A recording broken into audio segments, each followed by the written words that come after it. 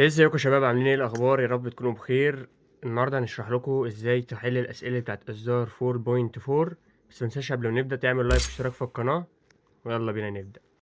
ومن هنا بنبدا نخش على الفعاليات، ومن فعاليات على اصدار 4.4 وبيظهر لنا الاسئله زي ما انتم شايفين دي. تمام.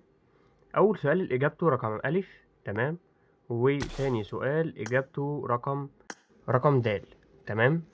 هنا بقى السؤال اللي هو لسه مفتوح من كام يوم هنبدا نحلوه برضو معاكم. والسؤال التالت إجابته إيه؟ هقول لكم.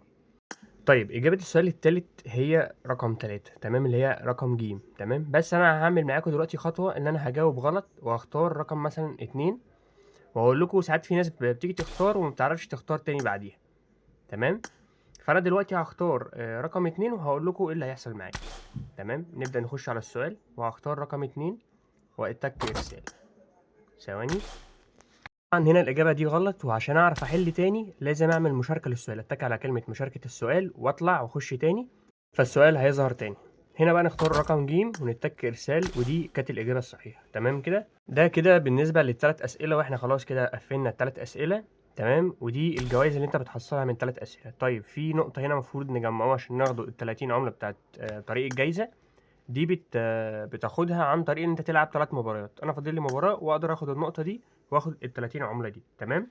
طب هنا إحنا كده خلصنا من الاختبار بتاع إصدار 4.4. نيجي بقى للناس اللي عايزة الكروت والبطاقات اللي مش عندها. طبعًا ده الإيميل مش الأساسي، أنا عندي في الإيميل الأساسي البطاقات كلها متقفلة، وهنا برضه في بطاقات زيادة كتير، فأي حد عايز أي بطاقة يخش عندي على التليجرام، هاسيبه لكم في صندوق الوصف إن شاء الله. أي حد عايز أي بطاقات يخش في صندوق الوصف ونساعد بعضينا كلنا، وكل شاب عايز يساعد التاني يساعد بعضينا، ومن جروب التليجرام إن شاء الله. مستني بقى من كل اخوات توشكا ان شاء الله يعملوا لايك على الفيديو ده واشتراك للقناة لو انت مش مشترك. وبس كده نكون وصلنا لاخر الفيديو، وشكرا على كل الدعم اللي حصل في الايام اللي فاتت، وشكرا منكم على كل حاجة. بس كده، يلا سلام.